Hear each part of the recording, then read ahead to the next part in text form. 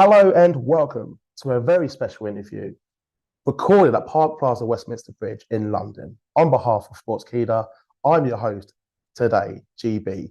Today's guest is former coach of one of my personal favourite stables, Team Canada. Yes, had to squeeze that in. Please welcome the current president of Impact Wrestling, Scott D'Amore. Scott, how you doing today? I'm doing great. Thanks for taking the time today. No worries. Thank you for allowing me to interview today. I do want to congratulate you, by the way, on a successful UK tour. The first time that Impact /TNA has been in the UK for nearly a decade now. And I was lucky enough to be part of it, to see Leon Slater getting signed. Awesome match, by the way. My voice isn't 100%, but it was totally worth it. But I'd like to know, how do you feel about Impact's first UK tour overall? I mean, I think returning here was a great experience, and you know the UK market plays such an important role in TNA wrestling's history. Mm-hmm. And when you look at it, you look at the fact that in 2008 when we first came over here, it was one of the landmark moments for this company because it's just one of those times. Like when we got here, our first ever event was in Liverpool at the Olympia, and I was like, all these people are here. And then like fans waiting outside the venue and at the hotels, like for the first, it was like we're rock stars. Like when you talk about like landmark moments, it was like moving from the Asylum to Universal Studios. Yeah. That was a big moment. It was debuting on Spike TV. It was the first pay-per-view on the road when we went to like a place near and dear to my heart, Detroit, Michigan, for Bound for Glory in 06. And in 08, coming to the UK, it was like we've made it. Like we're touring. It's the first time we ever really toured, and to see the way the fans came out and how loud they were, and the fact it was like, truthfully, like I said, we all felt like we were rock stars when we came over here. And to be able to return here in 2023, and to me, it's really special. We made that announcement at Bound for Glory.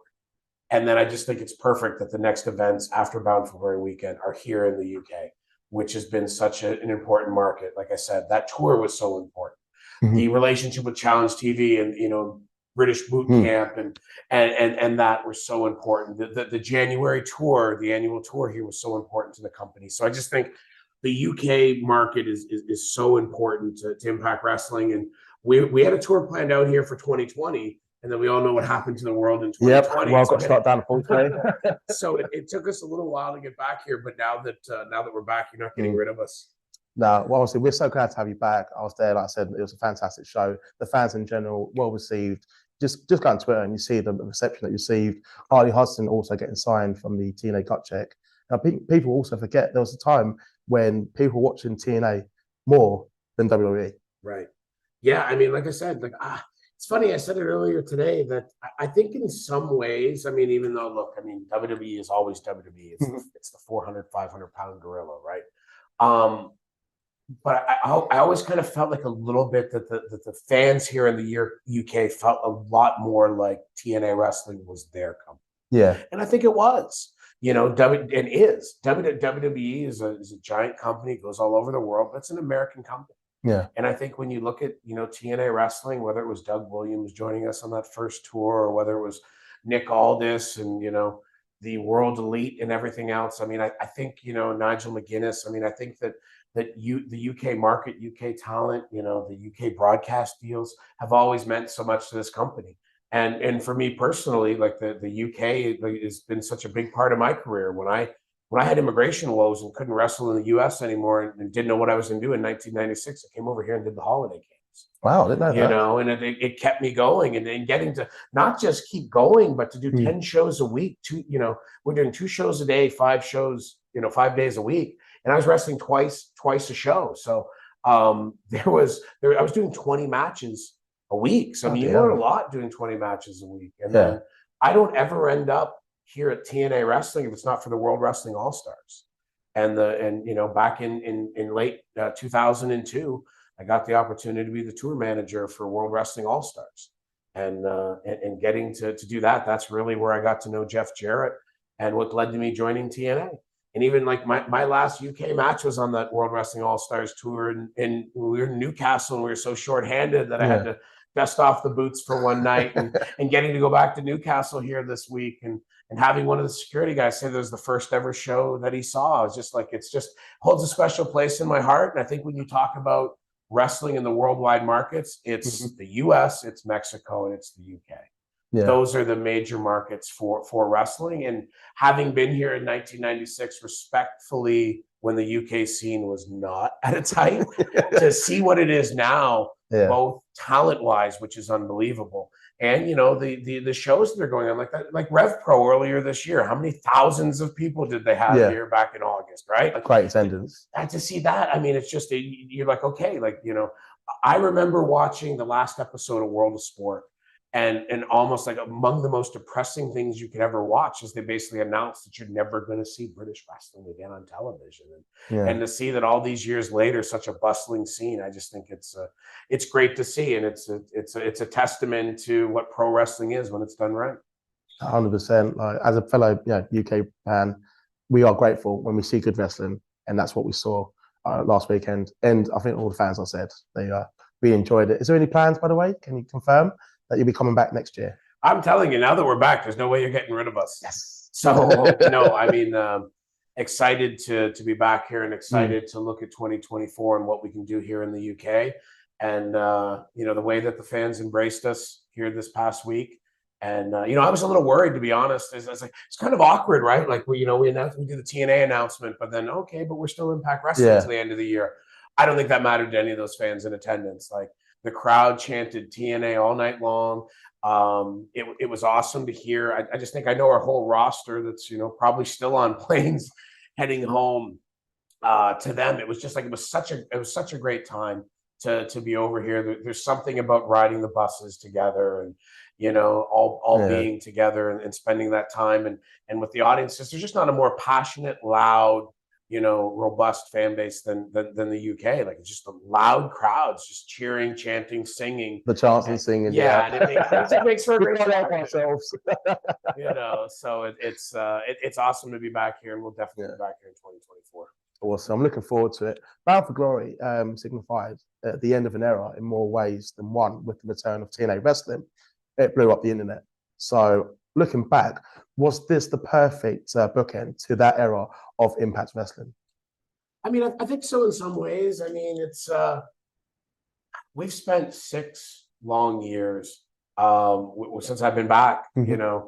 Great years, but long years, like really working hard to build this company back. I mean, the company that I left, the TNA Wrestling that I left years ago, was a really strong, great company. And when I came back here, it was respectfully just a different company in a different place. And it to see how much of its luster it had lost, and to sit in this very same room here and have to basically like hear questions about, like, is this the end TNA Impact Wrestling, and have all this talk and everything else. And we sat here and talked about how we were going to earn fans' trust back. And I think we've done that. I think we've proven that when we promise something, we deliver it. And if you show some faith in us, and if you invest in us, either with your money or just as importantly with your time, then you're going to be rewarded for that. So I think that it's been a great 6 years, and I now think that this group we have together that is really special, is deserving and ready to carry those 3 initials that I put great weight to. I think TNA Wrestling is it's something that's near to my heart and very important to me. And I think we've seen in the past couple of weeks that it's something that's very important and beloved by the fans. And as I explained, as I chatted with Jeff Jarrett the other day on the flight over here, hey, this is your creation, and I just want you to know, like, it's going to get our 100. We're gonna put everything into this. I wouldn't let TNA go back up on the door if I didn't believe in what we're doing. And I'm super excited for it. Truthfully, I think 6 years ago, if we sat here and if we would have said, hey, we're going to be TNA Wrestling, people would have okay, whatever, because the faith wasn't there. Now I think we've earned that trust. I think now people are really excited. Bound for Glory, when that video played and Josh Alexander, leaned over and he unclasped that chest, and you heard that whisper of that name, that building exploded. Saw the reaction. Even you, if the F-bomb, right? I gotta find myself for that one still. No, it was great, and it was special. And I mean, that's why we went back and forth on, do we show that locker room footage that we ultimately ended up showing? But we wanted people to see how important it was to not just the fans, but that all of us were in this together. The locker room, the crew, the staff, the fans. We're all excited. We're going on this journey together. And the journey it's just going to get better. And I'm looking forward to next year as well. With the Impact logo, by the way, will that be going back to the classic red cracked logo, or do you have new designs that are going to be getting produced? You're talking about for Impact? Yeah. Yeah, the crack, I don't know. I mean, I don't know. I think we put out a logo, I think, didn't we? I think we put out a TNA Impact logo. Yeah. It's not cracked, but it's quite similar a little bit. It's very true to the original design. We wanted to be true to the original design, but we wanted to update it, modernize it a bit. Yeah. To me, and I think it's the perfect situation. Our company can now proudly be TNA Wrestling. That's what hangs on the door. And our weekly flagship television show is Impact. We don't have to be Impact Wrestling Impact anymore. Yeah. We finally fixed that issue. It's TNA Wrestling. Yeah. Impact. Awesome. Is this the logo we put out? That's what. Yeah. Yeah. Saw that one. I just thought maybe might go back to the original one, or I thought that was just there in for the time period. No, I think we'll stick with it. We went back and forth. I mean, I think the crack is a little bit dated. Maybe is the feedback. I mean, I'm slow to change. I'm a late adapter. Yeah. So to me, nothing would ever change. Like, I'm the person, if this bottle sits here and I come in and it's here, it's almost like, well, why isn't it there? Like, that's where it belongs, So I'm slow to change, but no, I'm excited to have the name back. I'm glad that we stayed with classic look to the logos. But the logo itself, like the TNA logo, is iconic. Yeah, and to me, we stayed very close to it. It was important that we stayed very close to it. You don't want it to be the exact same, because you need to evolve a bit. But I think it's important that it we truly are back, and that logo to me, I mean, brings goosebumps. Just made me smile, honestly, seeing that announcement, seeing the logo, and obviously just like TNA. Just. I'm just gonna say one thing. There was a guy with the old school belt that Moose had, the TNA belt. It's amazing. But I heard I'm going to give you a question. You might be changing it, right? Or you want to keep when you bring the belts back? Oh, right, the belt design stuff. Yeah, I mean, we've got new belts all designed and ready to debut. So, look, I mean, I think I love that design too. Yeah. But I think part of things are we should always be moving forward a bit. And not saying we won't ever go back. Like, we brought that title back, a couple of years ago, that design. But I think it's important that while we stay true to what we are, we continue to evolve. So and I'm excited. I mean, I'm hopeful that fans, when they see it, will go, those belts, have a cool look to them. They feel TNA, but they're a new design. No, I'm looking forward to seeing the new design. PCO was the first official signing of the new era of TNA Wrestling. Obviously, we just confirmed about Leon Slater and Harley Hudson yesterday. Congratulations to her. Is there any other household names that you'd like to personally see back under the well-renowned moniker of TNA? I mean, look, I think we have a pretty open door policy. I love the fact that our first signing is PCO and our second signing is Leon Slater. I don't know if two signings get any different. But I think both are great, right? I mean, you've got a success story in PCO of a guy who, I think many people wrote off as his career being over, and he went there and reinvented himself. Yeah. He's not human. He's not a Quebecer. Not just a moniker, but no, he's not human. And it's great to have him. And I think he's in many ways like he's like our abyss in this era, right? Like, he's our crazy hardcore guy who can go out there and do anything and seems to defy what a human being should be able to do. Hence, why he's not human. Yeah. So I think that's great. And then I think Leon Slater is exactly what TNA was built on, which is giving opportunity to young, super talented people. So 19 years old, wise, and a little mature beyond his years, and as good a prospect as I think you'll see anywhere in the industry. So excited to have Leon with us. No, it's great. It's great to be there in attendance as well. Favorite Impact Wrestling moment from the era that we're now moving from, but just moments that kind of stood out to you, like even like proudest moment to you personally. You talking about Impact Wrestling? Oh, Impact Wrestling for the last like 5-6 years, would you say? Kind of put you on the spot a little bit there, but Boy, obviously Slammiversary earlier this year was special to me. You know, Team Canada, like on your mum there, and just getting wrestling in my hometown. Like I didn't realize it till Tom Hannafin said it. He walked up to me and said, when was your last match? And I go, my last like match at all? Or like, I said, because I probably wrestled Gallows somewhere behind a used tire place shortly before he signed. You know, back with WWE, I go, but my last match of like any like substance or like on a national base, I go, I'm not sure.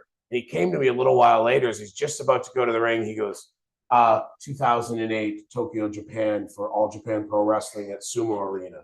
And I go, what?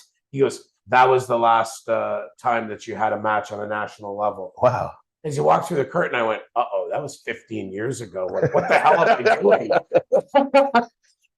So, I mean, that was certainly a special moment. I think that Moose spearing Josh Alexander, calling his shot and winning the world title there, right after Josh Alexander, after his long journey to the title with his wife and with his son there in the ring, and being the devastating that was. Being the guy who gets to defeat Christian Cage, who's such an important figure in our company's history.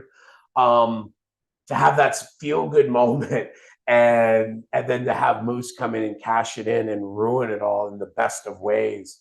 I just remember going on social media a couple of days later, and one of the first things I saw was that this was a truly special moment until the ending, you know, F you. And I was like, oh, we got him. But you know, but that led to the chase with Josh Alexander, culminating at Rebellion and him. The payoff was definitely worth it. So I mean, I think that was a really cool moment. Another one that probably just for me in some ways, but seeing Kushida, who's somebody that I met when he was just barely more than a teenager, you know, and moved to Canada for his training, and you know, told me years ago, like my dream is that I become TNA, you know, wrestling star, and to see him main event a pay-per-view for the world title, like as a coach, that you know that really was kind of a cool moment. For me to watch that. I just, you know, I could probably list so many more, so I'll stop. The Canadian Destroyer just like went viral. Obviously, is there any more? Can we expect any more of them?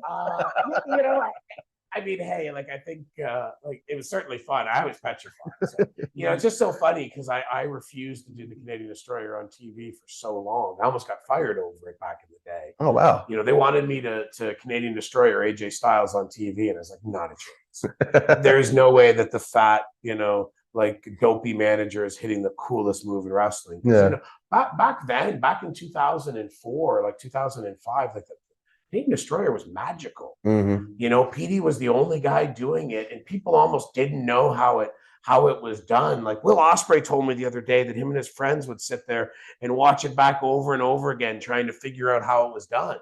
You know, and to me, you would have ruined that moment back then if Coach D'Amore had done the Canadian Destroyer, right? You know, now fast forward to 2023 when everybody under the sun has done the Canadian Destroyer. Probably isn't going to be bastardized anymore by me doing it. So to hell with everybody else, I'll do it. But I was still a little nervous, you know.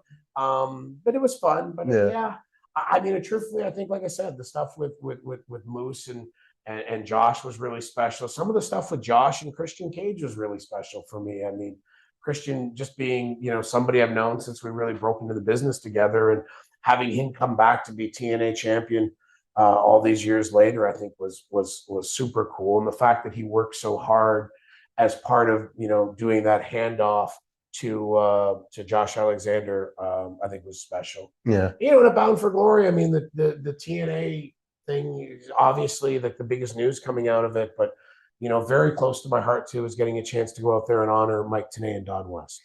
Yeah, they're as Will Ospreay said. When I got to introduce them, he like kind of half blurted out, "You're the voice of my childhood," you know. And I mean, it was so cool to see like the biggest star in wrestling, the hottest free agent, soon to be free agent that there is, and to see the wonderment as he gets to meet Mike Tenay. Because Mike Tenay, I mean, correct me if I'm wrong, but basically when he left TNA Wrestling, he just disappeared. Yeah, you know, and he hasn't done appearances, he hasn't done, you know, fan fests or anything else like that. His speech was really good. Oh, I mean, well, Really he's Mike good. TNA, like he's the Yeah, professor. So, the shame is he probably could have done, a whole 30 minutes, mm, himself. He literally is the voice of a generation, or yeah, really probably generations. So to be able to have him come back and to honor him, and also, of course, very emotional yeah. to get a chance to honor Don West. I don't, Underrated. yeah, I don't think you can underestimate how valuable Mike and Don are and how important they are to the history of this company. And Mike's the professor, unrivaled knowledge of professional wrestling, the best student in the game there's ever been. Yeah, And then to have D-Dub, who came in and like who just like took a different approach. Before Don West, I don't think there was ever somebody who sat in that chair as a color commentator and was a fan. yeah. And I think Five in the wrestlers. yeah, I think it took a little bit for people to kind of get it with him, because they're Yeah, kind of like, wait. But then I think after a while, I think it kind of resonated. Like, he's one of us. mm, He's sitting there. He's not a wrestler. He hasn't been around the business for 30 years. He's just one of us. He's a wrestling fan that's just sitting there watching it and reacting along with the rest of us. So, obviously losing Don West was a huge loss, for all of us. More important than him as a professional, he's just an amazing human being and a man. And getting a chance to honor the two of them together was like truly special and emotional to me. yeah. It made me smile just seeing the video package for Yeah. them, and then just I couldn't watch it because I knew if I watched the video package, I wouldn't be able to go out there and yeah. and induct them. Which, I mean, I started to watch it, then I had to turn and walk away because I could feel my eyes starting to well up. So I was like, I can't do He's this. chopping up onions in there. Yeah. But no, it was a great moment. The acquisition of Trinity, that actually shocked the wrestling world. Again, TNA making headlines. Yeah. I want to know, how did that come about, given the huge budget that she did create with her announcement? Yeah, I mean, truthfully, we just kind of fell into it. There was, kind of like, informal talks, and she was looking to do something. I think the timing was right. I don't know if it was necessarily, public that she had went out and had surgery in the time after she left WWE, and I don't know. she was healthy again, and the had a conversation, and like what a perfect fit, like, and I mean, the fact is, you talk about somebody that embodies what I think TNA wrestling stands for. Yeah. One, she stood up for what she believes, and Yeah. I'm not going to sit here and say that that the right decision to do is walk out, but sometimes you have to stand up for what's right. And Yeah. Could have been easy. what's the saying? If you don't stand up for something, then you fall for everything. Yeah. I think that she she felt that it was important that she do that. And when she was on the market, I think her coming here, and I think it was great because we were able to show, for anybody who was going to say that she could only exist in that machine, right? Like, when you're in WWE, the great part is you have such a support system. And it's the machine. And she came out and showed that she truly is a star on her own. She doesn't need that machine. Yeah. She came here and she's been a great fit. She's just fit in perfectly with the locker room. I think she's a great addition to the Knockouts roster.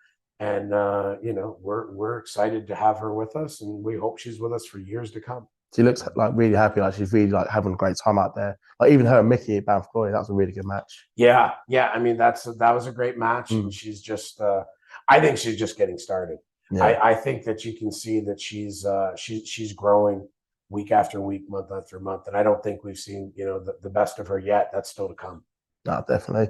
I want to ask about Will Ospreay, because we just spoke about him. He recently teased testing out the waters of free agency next year.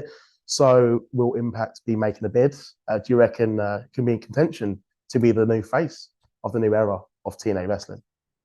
I mean, I think Will gave his thoughts on TNA wrestling. I think he gave some in Chicago there, after his match with Josh Alexander. He also, for the fans that were there, in Newcastle, I think he went into great detail about what TNA wrestling means to him. And I don't know who the winner's going to be. I've been joking. I've been calling it the February 2024 Will Ospreay, sweepstakes. You know, I don't know. I mean, are you asking me, would we want Will Ospreay to be the face of TNA Nope. wrestling? Of course. Might be a dumb You question know, for me. he's arguably, you know, the best wrestler on the planet right now. Yeah. You know, there's a great argument to make that he's the best wrestler on the planet right now. And I don't think that there's any disputing that, you know, the year that Will Ospreay has had in 2023, I don't think any one wrestler has had a better single year than Will's had in 2023 with everything he's done, from, you know, Wrestle Kingdom and the Tokyo Dome to Wembley, to all the great matches, to, you know, now in the last couple of weeks, you know, Mike Bailey, Josh Alexander, and Eddie Edwards matches. I mean, I think all three of those matches could be, you know, people are talking about the Bailey one being match of the year, but I mean, you know, I think that any three of those matches could be match of the year. They were all just so good. But I mean, Will went out there and talked about it. He referred to himself as a TNA kid. You know, he said that he was flipping channels, and it was TNA wrestling that inspired him to be a wrestler. You know, so to have him say, like, Will doesn't need to say anything about anybody, right? He's Will freaking Ospreay. You know, so for him to do that, and to, you know, how excited he is about TNA returning, and for him to say, like, you know, hey, I don't know what happens in February of next year, but I know one thing: I'm going to be in a TNA wrestling ring before that. So that's pretty neat for him to say. So we'll get to the table and get that deal done. And will we, you know, be interested in Will Ospreay? Of course. Will we be the eventual winner of that sweepstakes? I don't know, but come on, Ospreay, make the right decision. Yeah, I mean, look, I'll certainly be in it. Hello there. I've got a special announcement for my next guest. You are listening to the Sweet Prince of Professional Wrestling, one half of Act 2, Benjamin Harland, and I will be appearing on What Do You Call It podcast. Who better than What You Call It podcast? Listen to the episode and you'll get the reference. I would certainly be in the corporate office of Anthem Sports and Entertainment, saying that we should be putting together the best possible bid we can to have Will come be the face of the brand. Because to me, Will Ospreay is the AJ Styles of his generation, and much like AJ Styles was able to inspire Will Ospreay to become what he's become, I think Will Ospreay can inspire an entire generation to be the next, you know, generational talent. You know, the next Will Ospreay, the next AJ Styles, the next whoever that is. I mean, going out there and evolving the business and just, like I said, changing the industry. So I hope he makes the right decision. I might tweet him later. I'm joking.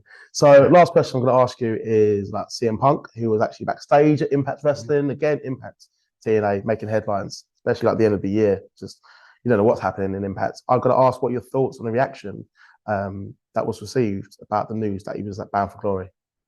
Well, he wasn't actually at Bound for Glory. He was at the Chicago Blackhawks game that night. Oh, right. Yeah, because he's a huge Chicago Blackhawks hockey fan. Yep. And he was appearing at the game, you know, leading the pre-game ritual and appearing on the broadcast. But he was there the next day at our TV, which is not unheard of.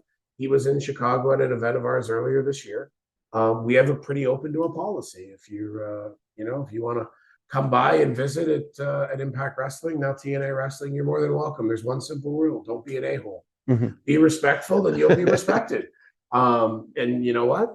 Punk, when he showed up earlier this year, was a pleasure to have in the locker room. When he asked if he could come, the day after Bound for Glory, come by the TV, say hello, watch some of the show. We said, of course. And he came back, and again, was a pleasure to have there. He chatted with some of the talent. I got to sit there and watch him and Josh Alexander have a nice long chat. And, you know, what a great opportunity to have somebody like CM Punk in there. And I mean, even if you just have a conversation, even if it's not even all about wrestling, there's no way you don't learn, something out of a conversation like that. So, I mean, he's welcome at events of ours. Again, sort of like I said, you asked me, would we like Will Ospreay to be the face of the brand? Sure. Would we be open to having CM Punk join Impact Wrestling? You know, of course. Like, I mean, why wouldn't we? You look at the business he drove for WWE, and you look at what he did in AEW. He went to AEW, ticket sales went up, viewers went up, pay-per-view buys went up.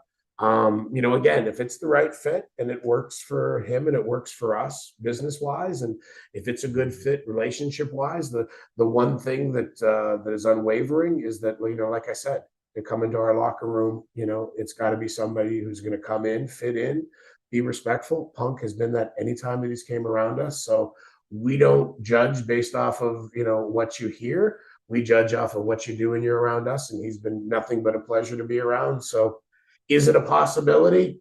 Never write it off as being something to happen, you know. So I get a kick out of all the people and all the stories I read, and I'm like, oh, really? Like, we made an offer. Oh, we did this. Okay, cool. Like, somebody should tell me some of this stuff. So, but I mean, look, we remain open to any possibilities, whether it's joint venturing or doing collaboration agreements with other companies, whether it's talent coming in, whatever it is. If it's good for business, you know, and it makes sense, and the fans are into it, then we're open. Awesome. As we say goodbye to Impact Wrestling and welcome back to TNA Wrestling, if you could just quickly summarize the Impact Wrestling era in just a few words, how would you describe? Hard work, stability, and a reestablishment of trust. I think that's what our time under the Impact Wrestling banner was meant to be, and I think that's what we did. And I think it was the perfect table setter for us to return as our true name, as TNA Wrestling. Like I said, it's always been TNA Wrestling in my heart. Yeah. And now I feel like we're ready, and the wrestling world's ready for TNA to return. And I think that the group that we have assembled is the perfect group to reemerge under that name, that iconic 3 letters. And I'm super proud to have those 3 letters again be the letters that are on our doors moving forward in 2024. The roster's so strong at the moment, and I'm looking forward to it. Scott, thank you very much for your time. I hope you've had a good time in the UK. As we spoke before, recording, I know you had some highlights, and you're going to be coming back. So thank you for all the fans out there. Thank you for your time, and I hope you all have a great weekend.